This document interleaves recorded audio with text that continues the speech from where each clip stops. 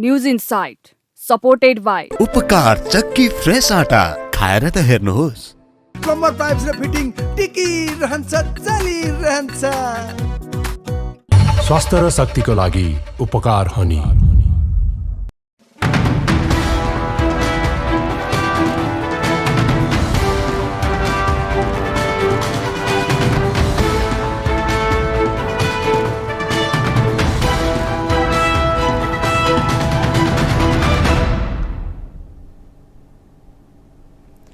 तपाईको चासोको न्यूजबारे विस्तृतमा बुझ्ने समय हो यो। खास न्यूजलाई खास कोणबाट हेर्ने समय हो यो। हरेक दिन यो समयमा हामी साझा र ताजा मुद्दा लिएर तपाईहरु माझ आउनेछौं। नमस्कार, म रेखा श्रेष्ठ। सुरु गरौं हेडलाइन्सबाट। आक्रोशित मुद्रामा पेश भएका रवि लामिछानेले दिए सञ्चार माध्यम र सञ्चारकर्मीलाई चुनौती।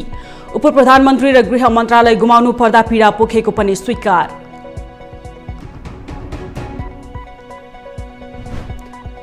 सत्ता साझेदार दलहरू बीचको एकता जसरी पनि जोगाउने प्रधानमन्त्री दाहालको प्रतिबद्धता। सर्वोच्चको फैसलापछि रवि लामिछानेले केही असहजता महसुस गरेको भनाई।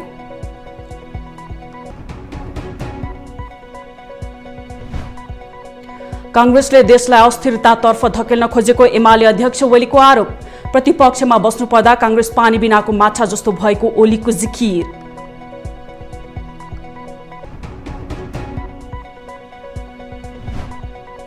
सम्पूर्ण बचतकर्ताहरूको रकम सुरक्षित रहेको शिवशिखर बहुद्देश्य सहकारीको प्रस्तुति। बचत रकम फिर्ता गर्न सञ्चालक समिति प्रतिबद्ध रहेको भनाई।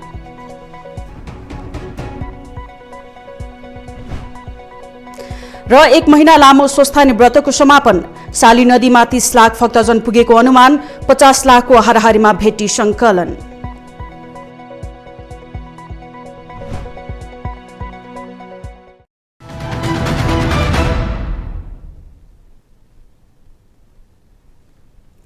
सीधा कुरा जनतासँग नामक कार्यक्रम जसरी चलाउँथे त्यही शैलीमा पत्रकार सम्मेलनमा पेश हुँदै राष्ट्रिय स्वतन्त्र पार्टी रासोपाका सभापति रवि लामिछानेले सञ्चार माध्यम र सञ्चारकर्मी विरुद्ध नै आक्रोश पोखेका छन्।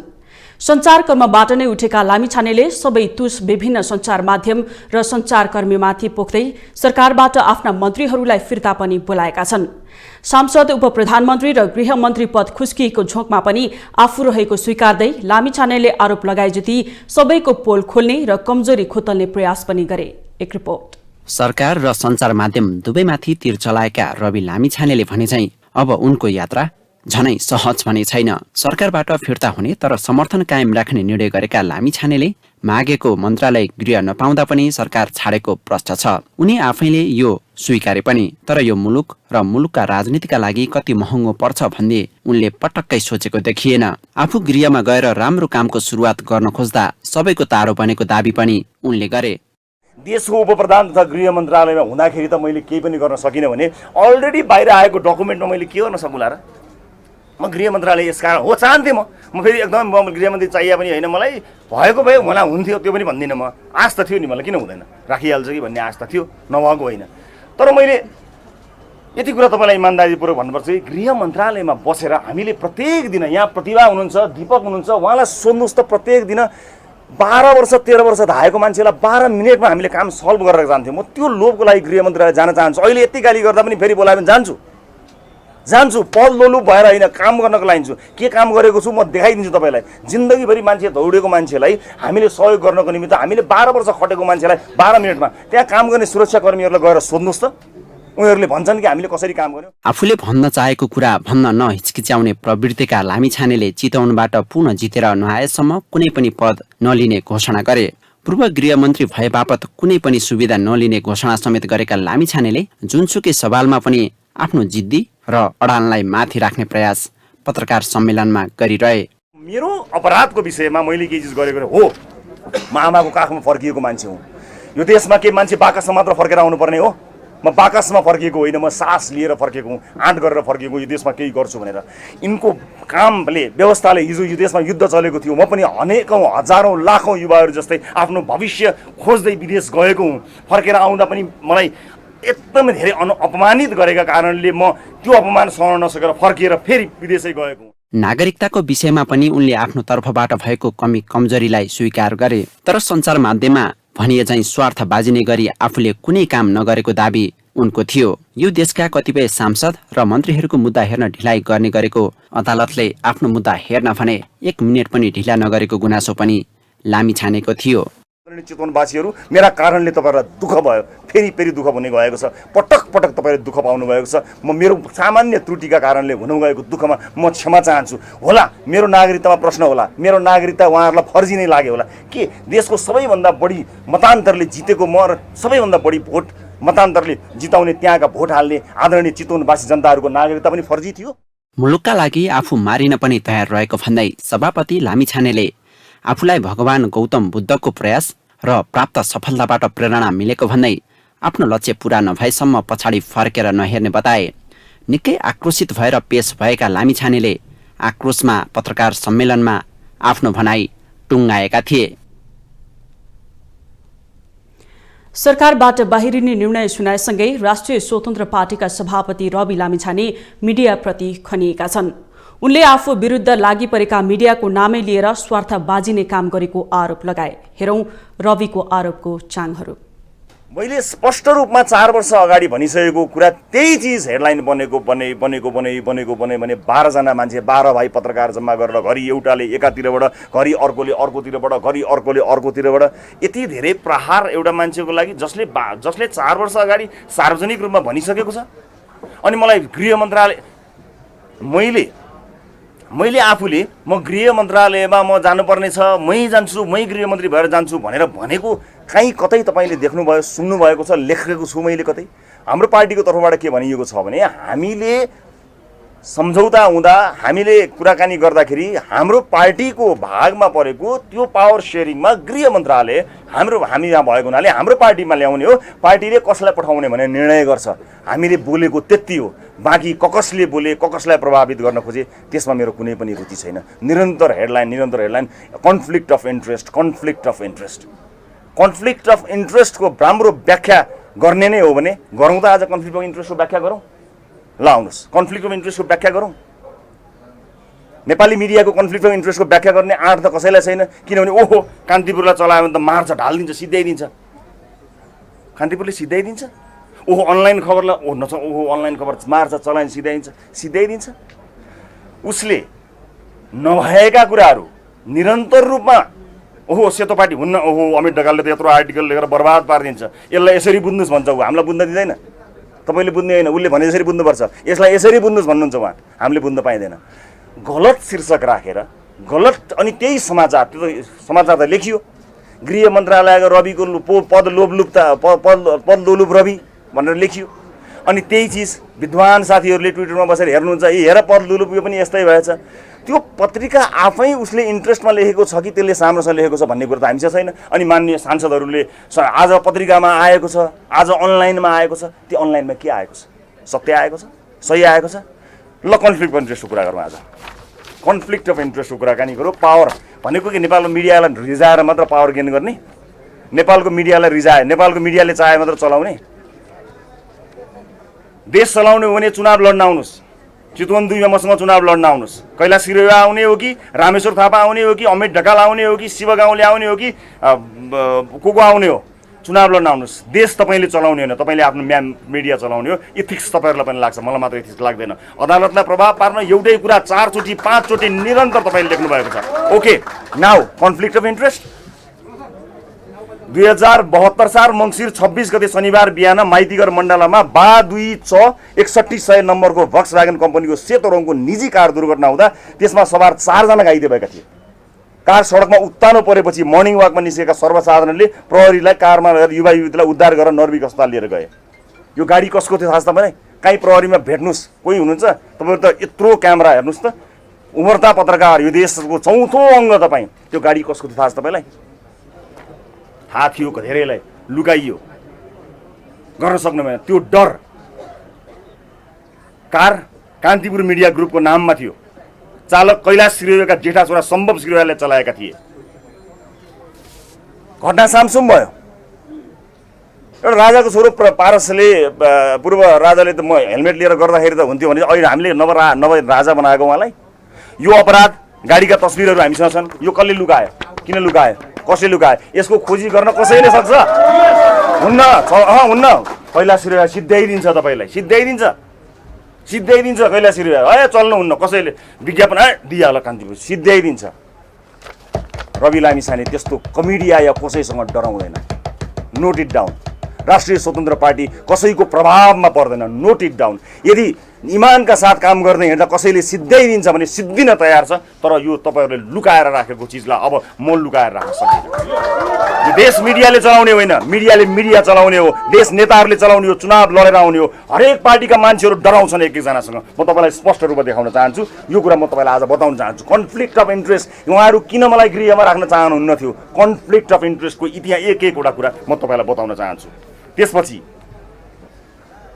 सीसीटीभी क्यामेराको फुटेज हटाइयो, अस्पतालमा अर्कै व्यक्तिको नाम राखियो, कानुन र प्रक्रिया सबका लागि समान हुनुपर्ने पहुँच र शक्तिको आधारमा सार्वजनिक स्थानमा भएको दुर्घटनालाई प्रहरीले गोप्य राख्यो। गृह मन्त्रालयमा म गएको उहाँलाई मन परेन, उहाँका गाडीको उत्ता नपरेका फोटोहरू कहीँ देखियो, डिल मिल्यो, सबैले हटाइए, कोही बोलेन। अब कान्तिपुरसँग पंगा लिने कसैले गर्न सकेन।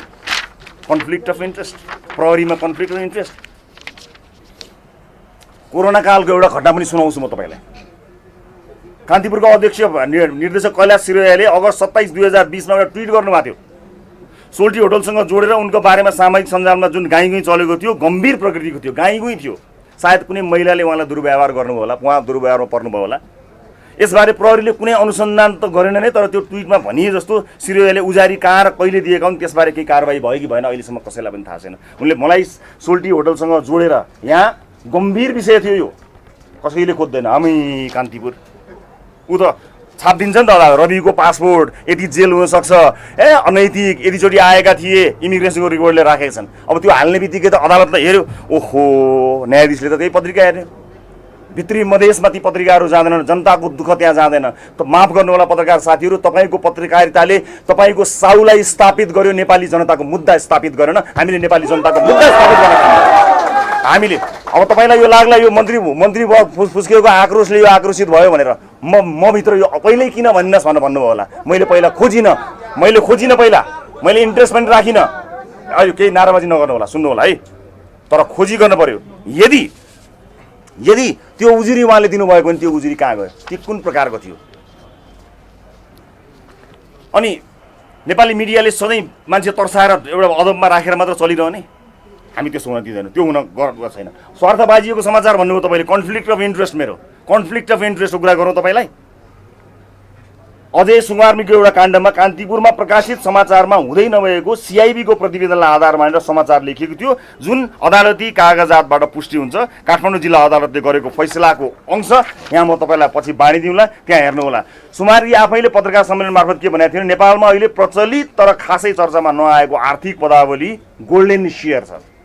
यो त्यस्तो सुनौलो सेयर हो जुन कुनै पनि ठुलो व्यवसाय सञ्चालन गर्दा मिडिया प्रोफेसनको लागि कान्तिपुर प्रकाशक कैलाश सिरोयाको लागि केही प्रतिशत नजारा बापत दिनुपर्ने हुन्छ। नि सिरोयाले मसँग सेयर सट्टा पुरानै मोलमा जग्गा त्यसरी मागे भनेर उनले स्पष्ट रूपमा देखेका थिए। अदालतलाई भन्दै नभएको कुरा राखेर यहाँ लेखिएको थियो। चन्द्रगिरी हिल्स सम्बन्धी निरन्तर समाचार र फलोअप पछि अकस्मात बन्द भयो। चन्द्रगिरीमा के भयो, हरेक मान्छेले राजालाई दाम चढाए जस्तो कसैले व्यापार गर्नै नहुने उहाँलाई चढाउनु पर्ने, कसैले इन्सुरेन्स खोल्यो उहाँलाई चढाउनु पर्ने, कसैले उद्योग खोल्यो उहाँलाई चढाउनु पर्ने। अनि उहाँले निरन्तर रूपमा 4 वर्ष अगाडि भनिरहेको कुरालाई प्रभावित पारेर उता पनि प्रभावित पार्ने, हामी चाहिँ उहाँले गरेको प्रहार सहेर अब हुन्न, चलाउन हुन्न कान्तिपुर भनेर सहेर बस्ने हुन सक्दैन। म सहन सक्दिनँ यो कुरा। मैले यो पार्टीबाट हात धुनु परोस्, जिन्दगीबाट हात धुनु परोस्, अब मैले सहन सक्दिनँ। धेरैले सहेर बसेका छन्, मैले अब सुन्न सक्दिनँ। अब तपाईँलाई यो कन्फ्लिक्ट अफ इन्ट्रेस्टको कुरा हो। उम्मेदवारको योग्यताको बारेमा सर्वोच्चमा मुद्दा भएको कुराको तपाईँलाई फेरि त सुनाउँछु। 74 सालको निर्वाचन लगत्तै सर्वोच्च अदालतको संवैधानिक इजलासमा दर्ता भएका निर्वाचन सम्बन्धी 15 थान मुद्दामध्ये 5 वटा मुद्दा मात्रै अहिले अन्तिम टुङ्गो लागेको छ। बाँकी मुद्दा संसदको कार्यकाल सकिँदा पनि टुङ्गो लागेको छैनन्। भारतीय नागरिकता लिई नेपालमा प्रतिनिधि सभा हुन पुगेको दाबीसहित सिरा 2बाट निर्वाचित सुरेन्द्र कुमार दास विरुद्ध दुर्गानन्द चौधरीले 20 फागुन 74 मा सर्वोच्चमा रिट दिएका थिए। तर यो संसदको कार्यकाल सकिँदासम्म पनि त्यो मुद्दाको सुनवाई भएको थिएन। किन मुद्दाको सुनवाई त हाम्रो दिनुपर्ने हुन्छ, हाम्रो त फटाफट सिध्याइदिनु पर्ने हुन्छ नि, अनागरिक बनाउनको लागि सिध्याइदिनुपर्छ। तर केही बात छैन श्रीमान, तपाईँहरूको आदेश सिरोपर छ, भुइँमा खरानी भएछु भने त्यही खरानी भएर पनि उठ्न तयार छु। जबसम्म नेपाली जनताको मनभित्र बस्न सकिन्छ, कसैले कहीँबाट हटाएर कोही पनि मान्छे हट्दैन। मेरो प्रयास त्यही नेपाली जनताको मनभित्र बस्ने प्रयास हो। म यसमा निरन्तर लागिरहन्छु। टन्नै छन् नेपाली काङ्ग्रेसका सङ्घर्षका उम्मेदवारको एउटा निर्वाचन सम्बन्धी पुनः मतगणनाको माग त्यतिकै पेन्डिङ छ। भगवती चौधरी भर्सेस विजय कुमार गच्छदारको मतदानको माग त्यही छ। प्रदेशसभा सदस्य निर्वाचन तनहुका मुद्दाको पेन्डिङ त्यही छ। थारूकोटाबाट आदिवासी जनजाति समूहमा आएका अमृता देवी अग्रहरीको सबै पेन्डिङ छ। मुद्दा चल्दा चल्दै सभामुख र मन्त्री भएका छन्। मैले भनिरहनुपर्छ र?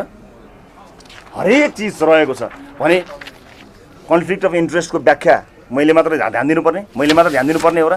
त्यसमाथि यदि मैले कन्फ्लिक्ट अफ इन्ट्रेस्ट गर्थेँ भने, यदि मैले पावरको मिसयुज गर्थेँ गृह मन्त्रालयमा भने त्यो पावरको मिसयुज गरेको मैले गरेको कुरा मेरो निर्णयमा, मेरो अदालतको प्रक्रियामा देखिनुपर्ने थियो त। म त केही पनि भइन। म त एकैछिनमा उपप्रधानमन्त्री रहेन, गृहमन्त्री रहेन, म त एकैछिनमा सांसद रहेन, म एकैछिनमा पार्टी सभापति रहेन, म एकैछिनमा पार्टी सदस्य रहेन, म एकैछिनमा नेपाली पनि रहेन, केही पनि रहेन। मैले प्रभावित पार्न सक्दो रहेछु। के प्रभावित पारेँ मैले? मलाई सचिवजीले मन्त्रीज्यू हजुरको फाइल छ के गरौँ भन्दा मैले उहाँको मनमा हरि छ भने उहाँलाई सोध्नु होला कुनै दिन। मलाई भन्नु, मलाई यो नदेखाउनुहोस्, तपाईँको विवेक प्रयोग गर्नुहोस्, तपाईँलाई जे लाग्छ त्यही गर्नुहोस्, यसमा मैले हेर्न मिल्दैन। प्रधानमन्त्री पुष्पकमल दाहालले सत्ता साझेदार दलहरू बीचको एकतालाई जसरी पनि जोगाउने प्रतिबद्धता व्यक्त गरेका छन्। रवि लामिछाने नेतृत्वको राष्ट्रिय स्वतन्त्र पार्टीले आफ्ना मन्त्रीहरूलाई फिर्ता बोलाउने निर्णय गरे लगत्तै प्रधानमन्त्री दाहालले एकता जोगाउन भरमग्दुर प्रयास गर्ने बताए। आइतबार संघीय संसद भवन परिसरमा सञ्चारकर्मीहरूमाझ संक्षिप्त प्रतिक्रिया दिँदै नेकपा माओवादी केन्द्रका अध्यक्ष दाहालले आफूले राष्ट्रिय सहमति नै गरेर अघि बढ्ने कुरा गरिरहेको उल्लेख गरे। सत्ता साझेदार दलहरू बीचको एकतालाई जसरी पनि बचाउनुपर्छ भन्नेमा आफू रहेको उनको भनाइ थियो। अब मेरो कोसिस त थियो राष्ट्रिय सहमति नै गरौँ भनिरहेको छु भने त हाम्रो सत्ता साझेदारको बीचको एकतालाई त जसरी पनि बचाउनु पर्छ भन्ने नै हो मेरो।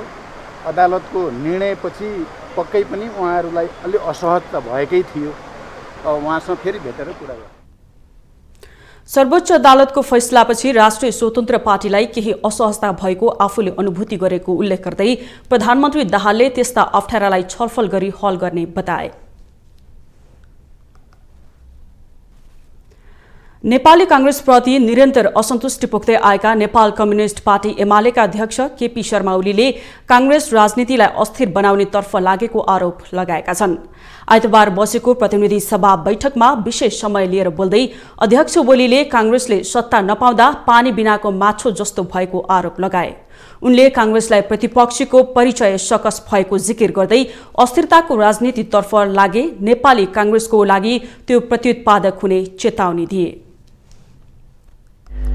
यसबीचमा यस सम्मानित सदनमा नेपाली कांग्रेसबाट प्रदर्शित व्यवहार र निर्णयहरू संविधान र लोकतन्त्रका लागि बुझिन सक्नुका छन्। कांग्रेसका केही साथीहरूलाई आफ्नो परिचय प्रतिपक्ष भनेर मान्न सकस भएको छ। मन मानिरहेको छैन तर प्रतिपक्षमा बस्नै पर्ने बाध्यता पनि बनेको छ। यति बेला नेपाली कांग्रेस पानी बाहिरको माछा जस्तै छटपटाएको देखिन्छ। नेपाली कांग्रेस सत्ता बाहिर आफ्नो अस्तित्व आफै विश्वास गर्न नसक्ने अवस्थामा पुगे जस्तो देखिन्छ। सत्ता बाहिर रहँदा सत्तामा विग्रह ल्याउने र अल्पकालीन लाभ लिने अनुभव कांग्रेसका साथीहरूसँग राम्रै छ। मेरा मित्र नेपाली कांग्रेसका सभापति तथा संसदीय दलका नेता उहाँलाई म आग्रह गर्न चाहन्छु सभामुख महोदय यहाँ मार्फत हामी बृहत्तर राष्ट्रिय हितमा काम गरौँ। एमाले अध्यक्ष ओलीले संसदमा कांग्रेसले गरिरहेको प्रदर्शन र व्यवहार लोकतन्त्र अनुकूल नभएको दावी गरे। कांग्रेसले राष्ट्रपति सभामुख जस्ता पदमा खिचलो गर्न खोजेको आरोप लगाउँदै कांग्रेसले प्रधानमन्त्रीलाई दिएको विश्वासको मतलाई सरकारमाथिको विश्वास भन्न नसकिने पनि उनको भनाइ थियो। अवसर समानता समावेशी विकास सुशासन र सामाजिक न्याय सहितको समृद्धिको सवालमा अभाव गरिबी विपन्नताको दुष्चक्रबाट सर्वसाधारण नेपालीलाई बाहिर ल्याउने सवालमा राष्ट्रिय सामर्थ्य र शक्ति राष्ट्र र जनहितका लागि सदुपयोग गर्ने सवालमा, अर्थतन्त्रको सबलीकरण गर्ने, विकासको गतिलाई तीव्रता दिने, सेवा प्रवाहमा व्यापक सुधार ल्याउने सवालमा, यस्ता विषयहरूमा राष्ट्रिय सहमति कायम गरौँ। यसका लागि नेकपा एमाले जस्तोसुकै योगदान गर्न तयार छ। राष्ट्रिय सहमति हुनुपर्ने यस्ता कुरामा कांग्रेसले देशको विकास कहिल्यै पनि नसोचेको जिकिर गर्दै अध्यक्ष ओलीले शेरबहादुर देउवा नेतृत्वको अघिल्लो सरकारले देशको अर्थतन्त्र तहस नहस पारेको आरोप लगाए। यद्यपि अध्यक्ष ओलीले बृहत राष्ट्रिय हितमा काम गर्न सबैसँग आह्वान पनि गरे। राष्ट्रिय सभाको उपाध्यक्षमा नेकपा माओवादी केन्द्रकी उर्मिला अर्यालले उम्मेदवारी दिएकी छिन्। आइतबार दिउँसो संघीय संसद भवनको लोत्से हलमा पुगेर उनले सो पदमा उम्मेदवारी दिएकी हुन्। सत्तारूढ दलहरूको तर्फबाट साझा उम्मेदवारी दिएकी उनको प्रस्तावकमा उपप्रधानमन्त्री एवं भौतिक पूर्वाधार तथा यातायात मन्त्री नारायण काजी श्रेष्ठ रहेका छन्। समर्थकमा नेकपा एमालेका राष्ट्रिय सभा संसदीय दलका नेता देवेन्द्र दाहाल र सांसद खिमलाल देवकोटा रहेका छन्। पूर्व मन्त्री समेत रहेकी अर्यालले राष्ट्रिय सभाको उपाध्यक्षको रूपमा आफूले तटस्थ भूमिका निर्वाह गर्ने बताइन्। पदको गरिमालाई नै पहिले विचार गर्ने हो। जहिले जुन पदमा भइन्छ त्यही पद अनुसारको आचरण गर्नु हाम्रो दायित्व हो र त्यो नैतिकता पनि हो। त्यो हिसाबले मैले तटस्थ हिसाबले नै आफ्नो पदको निर्वाह गर्नेछु र कुनै पनि दलको मान्यजहरूको तर्फबाट कुराहरू उठ्दा सबैमा मेरो चाहिँ संयोजन र सहयोग र त्यसमा मेरो कुनै दलीय चाहिँ गर्न आउन दिने छैन। विपक्षी नेपाली कांग्रेस लगायतका दलहरूले उम्मेदवारी नदिने निर्णय गरेका कारण अर्याल निर्विरोध निर्वाचित हुनुहुने सम्भावना छ। तपाईलाई न्यूज इनसाइडमा पुनः जोड्नेछौं।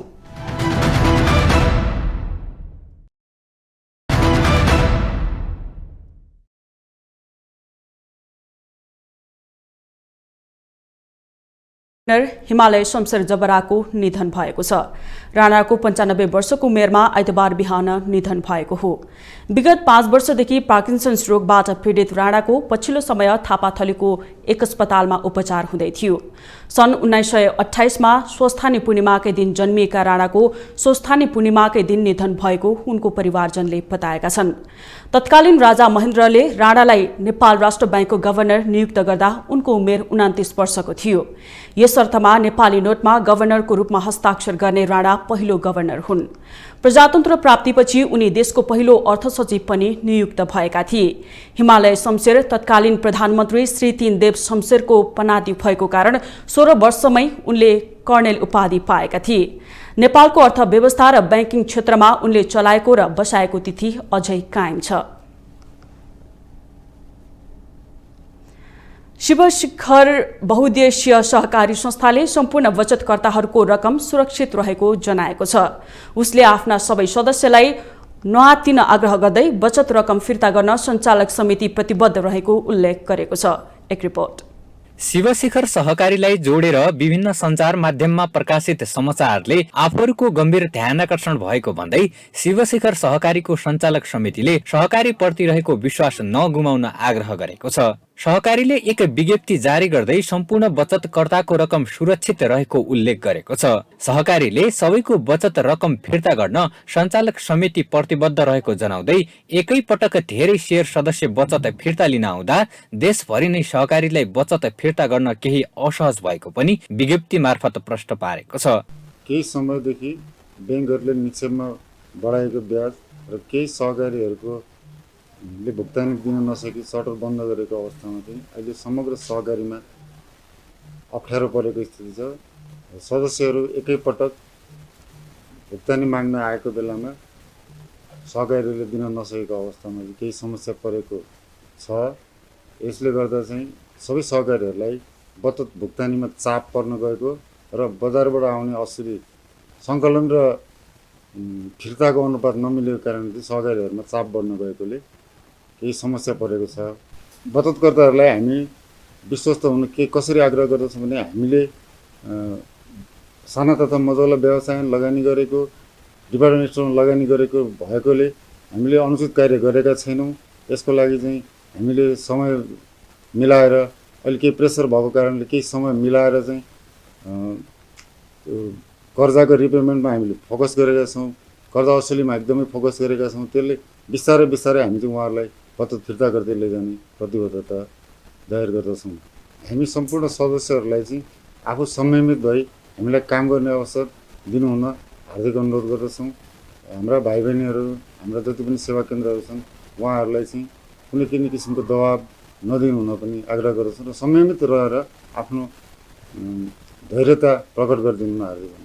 मागेको समयमा रकम दिन नसक्दा सहकारी दुखी रहेको उल्लेख गर्दै यसले शेयर सदस्यहरूमा परेको असुविधाप्रति सहकारी पूर्ण रूपमा जानकार रहेको पनि विज्ञप्तिमा उल्लेख गरिएको छ। विगतमा जुन विश्वासले सहकारीसँग जोडिएको हो त्यसलाई कायम राख्न आग्रह गर्दै शिवशिखर सहकारीले स्थिर सम्पत्ति बेचेर भए पनि बचत फिर्ता गर्ने प्रतिबद्धता व्यक्त गरेको छ।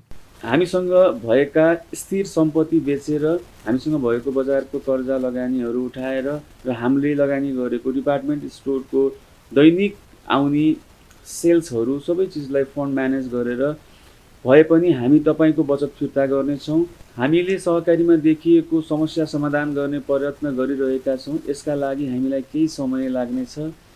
यसका लागि धैर्य धारण गरेर संस्थालाई हजुरहरूले सहयोग गरिदिनु हुन संस्था हार्दिक अनुरोध गर्दछ। आर्थिक मन्दीका कारण केही समस्या आएको भए पनि प्रचार प्रसार गरिए जस्तो सहकारीमा समस्या छैन। त्यसैले हामी हाम्रो ग्राहकलाई ढुक्क हुन आग्रह गर्दछौँ र सम्पूर्ण बचतकर्ताको रकम सुरक्षित रहेको र उक्त रकम फिर्ता गर्न सञ्चालक समितिका तर्फबाट प्रतिबद्धता व्यक्त गर्न चाहन्छौँ। शिवशिखरले देशभर आफ्नो मुख्य कार्यालय सहित सदस्य सेवा केन्द्र सहित 36 वटा कार्यालय रहेको जानकारी दिँदै सहकारीले कृषि उपज खरिद बिक्री, कृषि औजार, गार्डन मार्ट, डिपार्टमेन्टल स्टोर लगायतका साना तथा मझौला व्यवसायहरूमा ऋण लगानी गरेको पनि विज्ञप्तिमा उल्लेख गरेको छ। मुलुकमा देखिएको आर्थिक मन्दीका कारण ऋण लगानी नउठे पनि संस्थामा देखिएको समस्या समाधान गर्न सहकारी प्रयत्नशील रहेको विज्ञप्तिमा जनाइएको छ। विशुद्ध नेपाली धरातल एवं भूगोलसँग जोडिएको र मातृशक्तिको महिमा बोकेको स्वस्थानी व्रत सम्पन्न भएको छ। 1 महिना लामो स्वस्थानी व्रत कथामा समग्र नेपाली समाज विधिपूर्वक बसिने कठोर व्रतमा रम्ने गर्दछ। दिनमा महादेवको पूजा गरी राति व्रत कथा पढ्ने चलन नेपाली समाजमा सदियौंदेखि चल्दै आएको छ। पुष माघ महिनाको चिसोमा पनि कडा नियमको अनुसरण गरी बसिने यो व्रतसँगै 1 महिना लामो माधव नारायण मेला पनि सम्पन्न भएको छ। एक रिपोर्ट। हरेक वर्ष पौष शुक्ल पूर्णिमादेखि माघ शुक्ल पूर्णिमासम्म अधिकांश नेपालीको प्रत्येक घरमा श्री स्वस्थानी व्रत कथा सुन्ने र सुनाउने परम्परा छ। स्वस्थानी माताको व्रत बसे मागेको र चिताएको पुग्ने धार्मिक विश्वास छ। पार्वतीले स्वस्थानीको व्रत बसेर महादेवलाई पति पाएको र संसारमा दुखीहरूको उद्धारका लागि महादेवकै आग्रहमा रसातल, पाताल र मर्त्यलोकमा स्वस्थानी बारे प्रचार गरिएको स्वस्थानी व्रत कथामा उल्लेख छ। सत्ययुगमा हिमालयकी पुत्री पार्वतीले महादेव स्वामी पाउन भगवान विष्णुको सल्लाह अनुसार 1 महिनासम्म निराहार रहेर स्वस्थानीको व्रत बस्दा आफ्नो मनोकांक्षा पूर्ण भएको उल्लेख छ। श्री स्वस्थानी व्रतको आरम्भ कसरी भएको भन्दाखेरि सत्ययुगमा हिमालय पुत्री पार्वतीले महादेव स्वामी पाऊँ भनेर उक्त श्री स्वस्थानी व्रत बसेको र उक्त श्री स्वस्थानी व्रतको प्रभावले गर्दाखेरि महादेव स्वामी पाएकोले गर्दाखेरि नै तपाईँको चाहिँ विशेष गरी यो प्रचलनमा श्री स्वस्थानी व्रतको चाहिँ प्रचलनमा आएको हो। विशेष गरी यो श्रद्धालु भक्तजनहरूले घरमा चाहिँ तपाईँको चाहिँ महिनैभरि श्री स्वस्थानी व्रतको चाहिँ पाठहरू गर्दछन्। स्वस्थानी व्रत कथामा उल्लेख भएको लावण्य देश अहिलेको साँखुलाई मान्ने गरिएको छ भने शाली नदी अझै पनि बग्ने गर्छिन्। परम्परादेखि नै स्वस्थानीको व्रत र उपासना गर्ने प्रचलन रहेको शाली नदीमा विक्रम सम्वत 2066 सालमा श्री स्वस्थानी माताको मन्दिर बनेपछि प्रत्येक वर्ष भक्तजनको भीड़ लाग्ने गर्दछ। शाली नदीमा व्रत अवधिको 1 महिनाभर देश विदेशबाट श्रद्धालुहरू आउने गरेका छन्। विगतका वर्षहरूमा 14-15 लाख भक्तजनहरू आउने गरेको भए पनि कोभिड पछि पहिलो पटक लगभग 30,000 भक्तजनहरूले यसपटक दर्शन गरेको अनुमान गरिएको छ। शाली नदीमा 1 महिनाभर स्वस्थानी व्रतको यो 1 महिनामा करिब 48 देखि 50 लाखको हाराहारीमा भेटी संकलन भएको अनुमान रहेको छ। अब त्यो ठ्याक्कै 30 लाखको व्यक्तिको चाहिँ भेटी भन्ने किसिमको कुराहरू होइन। हाम्रो यो संस्थाले स्वस्थानी माताको मन्दिरमा लगभग 19 लाख आजसम्म जम्मा भयो र हामीले यो निर्माण कार्यको लागि मागेका छौँ, चन्दा मागेका छौँ। रसिदबाट एउटै काउन्टर राखेका छौँ।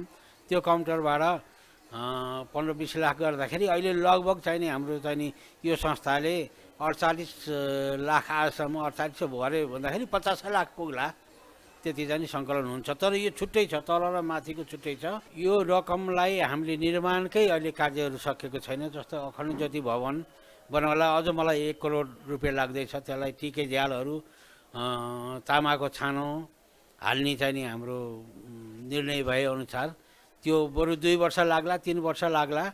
राम्रै किसिमबाट बनाइसकेपछि 100-150 वर्षसम्म पनि केही नहोस् भन्ने हेतुले बलियो किसिमको चाहिँ नि हामीले गरेका छौँ। त्यही निर्माण कार्य नै गर्नु छ र यो पैसाले यो साधु सन्तहरूको व्यवस्था पनि यहाँ हुन्छ।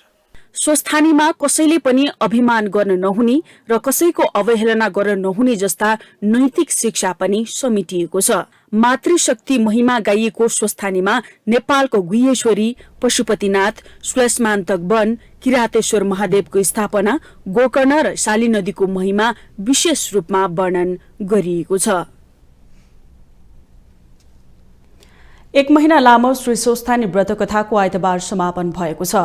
अन्तिम दिन काठमाडौँ साँखु स्थित शाली नदीमा व्रतालुहरूको ठूलो भिड लागेको थियो। स्वस्थानी मेला भर्न आएका श्रद्धालुहरूले श्री स्वस्थानी व्रत कथाको महिमा अपरम्पार रहेको र यो व्रत बस्दा चिताएको र मागेको पुग्ने बताए।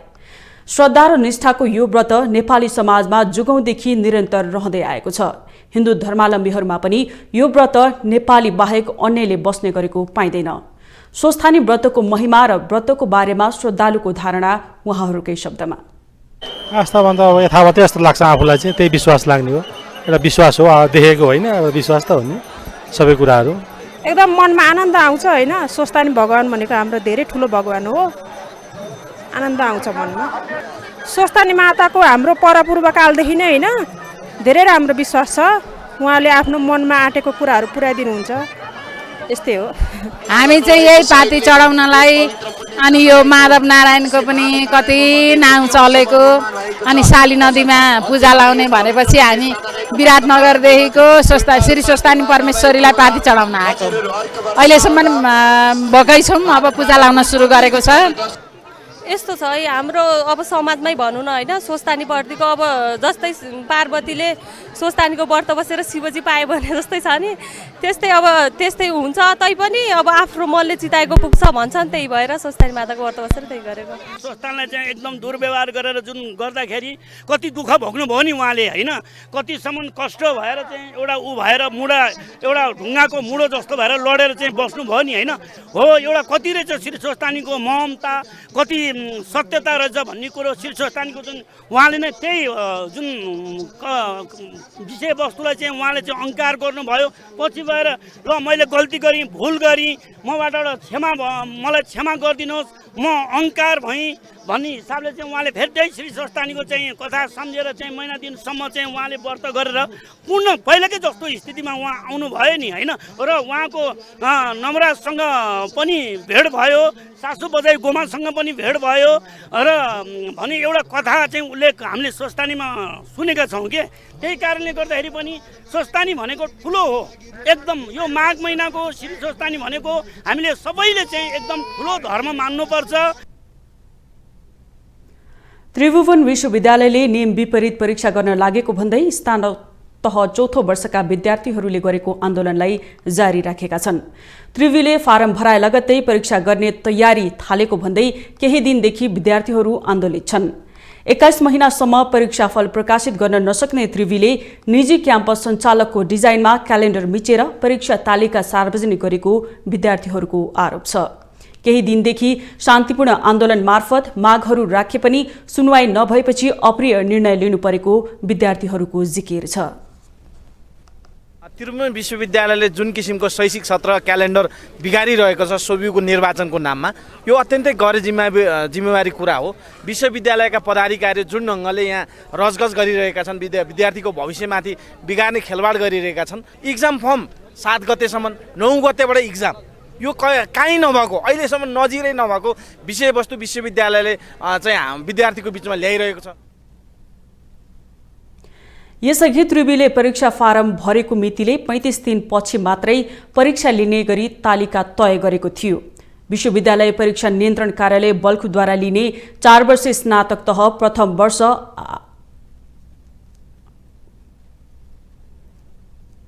आंशिक 2078 सालको वार्षिक परीक्षा दिने परीक्षार्थीहरूको परीक्षा आवेदन फारम भर्ने म्याद 2079 माघ 7 गतेसम्म थियो।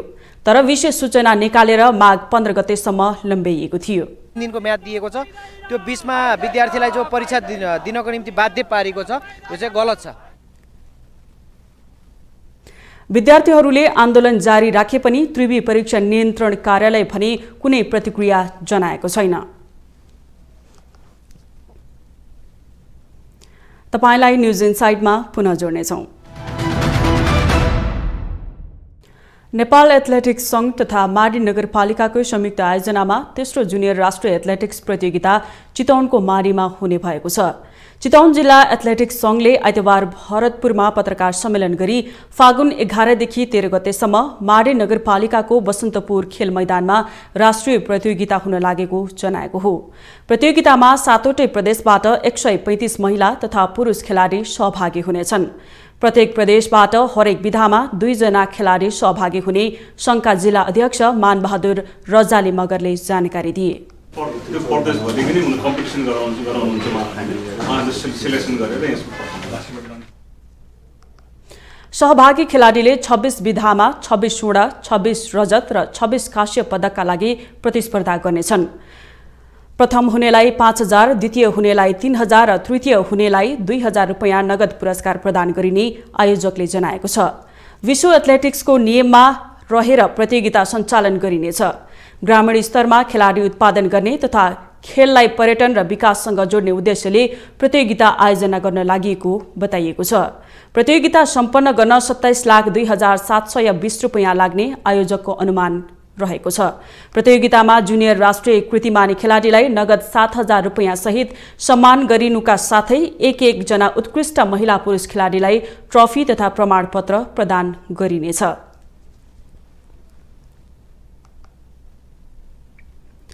पाकिस्तानका पूर्व राष्ट्रपति परवेज मुशर्रफको निधन भएको छ। रक्तपातविहीन सैन्य कुबाट पाकिस्तानको शक्तिमा उदाएका सेनाका पूर्व प्रमुख जनरल परवेज मुशर्रफ लामो समयदेखि निर्वासित जीवन जिउँदै आएका थिए। उपचारको क्रममा उनको संयुक्त अरब इमिरेट्समा निधन भएको हो। एक रिपोर्ट। एमिलोइडोसिस रोगबाट पीडित मुशर्रफ लामो समयदेखि अमेरिकन हस्पिटल दुबईमा उपचाररत थिए। 79 वर्षको उमेरमा मुशर्रफको निधन भएको अन्तर्राष्ट्रिय सञ्चार माध्यमले जनाएको छ। उपचार गर्दा पनि मुशर्रफका हातखुट्टाले काम गरिरहेका थिएनन् भने उनको स्वास्थ्य सामान्य अवस्थामा फर्कन नसक्ने गरी खराब भइसकेको थियो। एमिलोइडोसिस रोगका कारण शरीरको प्रोटिन मोलिक्युल्स निष्क्रिय हुने गर्छ भने बिरामीका विभिन्न अङ्गहरूमा पनि असर पार्ने गर्छ। सन् 1979 शक्ति हात पारे यता उनीमाथि हत्याका 100 प्रयास भएका थिए, तर ती सबै हत्या प्रयासबाट मुशर्रफ बच्न सफल भएका थिए।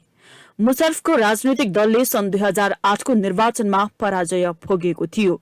निर्वाचनमा पराजय भोगेपछि देशको संविधानलाई गैर कानूनी रूपले निलम्बन गरेको एवं संकटकाल लगाएको आरोप उनीमाथि लागेको थियो।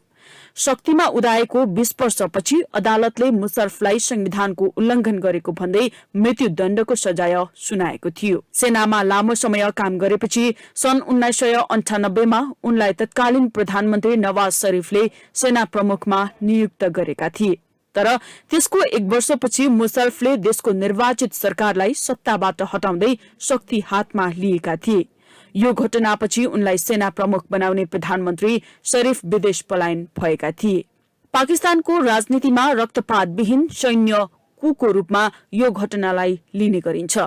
धेरै योग्य र वरिष्ठ सैन्य अधिकारीहरू हुँदाहुँदै पनि उनीहरूलाई पाखा लगाएर शरीफले मुशर्रफलाई सेना प्रमुख बनाएका थिए, जुन निर्णय शरीफका लागि जुवा खेलेको झैं बन्यो। सन् 1943 को अगस्त 11 मा भारतको नयाँ दिल्लीमा एक उर्दू भाषी परिवारमा मुशर्रफ जन्मिएका थिए। सन् 1947 मा भारतको विभाजन भएपछि उनका अभिभावकहरू पाकिस्तानमा बसाई सरेका थिए। पाकिस्तानको सुरक्षा बलका प्रमुखहरूले जनरल मुशर्रफको निधनमा समवेदना प्रकट गरेको अन्तर्राष्ट्रिय सञ्चार माध्यमले जनाएका छन्। देश विदेशका यस्तै विभिन्न विषयवस्तुसँग हामी तपाईलाई जोडिरहनेछौँ न्युज इनसाइडमा।